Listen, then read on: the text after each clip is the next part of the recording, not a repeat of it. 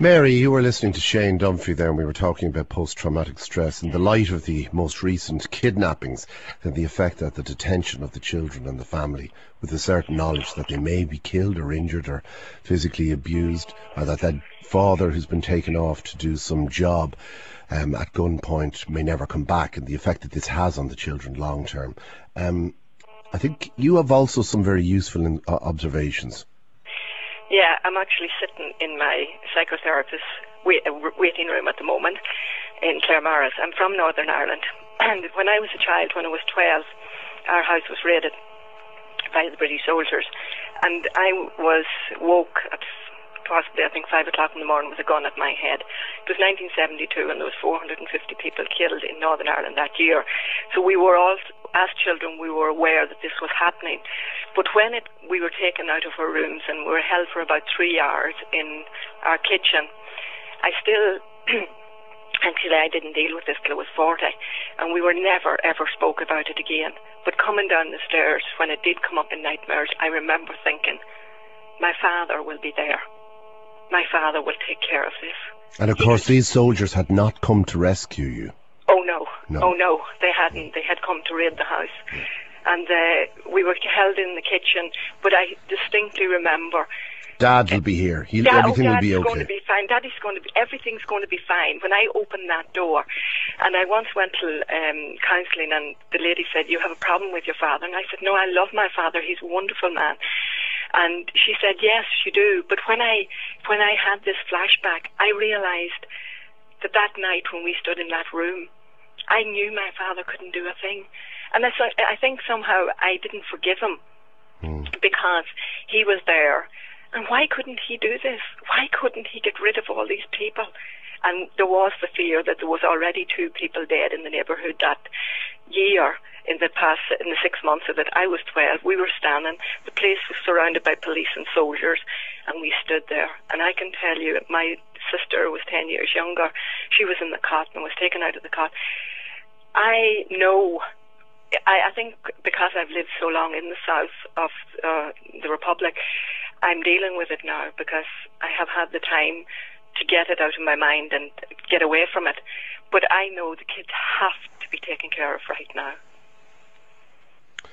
And what can you remember about the soldiers that evening? Can you remember anything about them? Can you remember their faces or what they said to you? I actually went back into the room to try and remember, and it has been, the last 5 years has probably been brutal for me because I wanted to go back. I wanted to realise what were they doing, and I wrote a lot of poetry and I wrote a lot about it, but I remember afraid.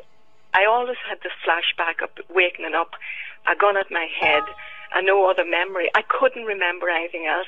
And when you said about, some kids, I know my sister stood beside me and wet herself.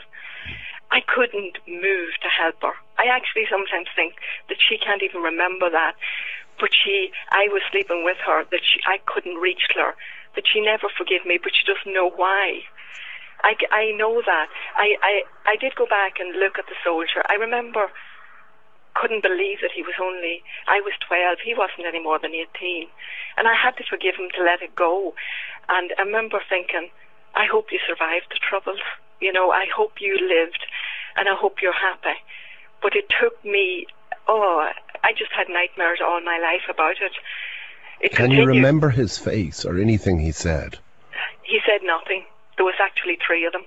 Yeah. We were 4 children under the age of 15, 4 girls in the room, and there was 3 soldiers with guns. I remember he was as afraid as me. I remember thinking that afterwards when I look back, he might have been as afraid of this as me. But we just... And was there one person in charge? Not in the room, yes. No. But in the kitchen, more so, yes. There was one, and they had no idea what they were doing. I was just waiting for the gunshot, I think. I think I waited my whole life for it until I realised one day. I just fell on my knees when I was living in the Republic. I think it was after the ceasefire. I think we just had time to deal with things, and I just got on my knees one day and I thought, this is all to do with the troubles. I just can't do this anymore. I can't hide it anymore. So you couldn't... when you look back on it, it's not as if they were saying there's a brown box with a cross on it, where is it, let us look for it. You don't recall there being any rhyme or reason as to what they were doing? Well, at the time there was a lot of troubles, so they were probably in a lot of houses. Okay, storing weapons or guns or even fugitives. But were they trying to make you understand, look, we're looking for something? Oh no, oh no. No. So they didn't speak to you really? Oh no, oh no, no, no. They just spoke to one another. There was one fella giving orders to another guy, to the rest. So, in other words, this group who had absolutely no connection with you whatsoever, but had the power and the ability to come into your home, were communicating with one another and not talking to you. Absolutely. That would be so frightening. I remember actually looking out the window and seeing a house in the distance, one of the neighbours. It was 5 o'clock in the morning, and the light going on, and thinking it was a mile away. They'll never see us again. I remember thinking... were they violent?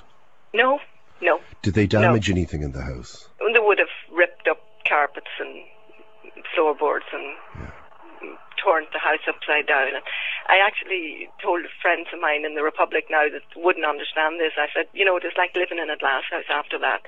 They knew everything that was happening. We didn't know anything. It was never spoke about after that. And did they leave as quickly as they came? They left about 3 hours later, yeah. They just disappeared, and just disappeared. No rhyme or reason. No. And nobody ever explained what, why, how. We just waited. Was it going to happen again? Yeah. So stay with me for a moment, will you? Okay. I'm going to take a break, and I've got a quick news at 10 o'clock.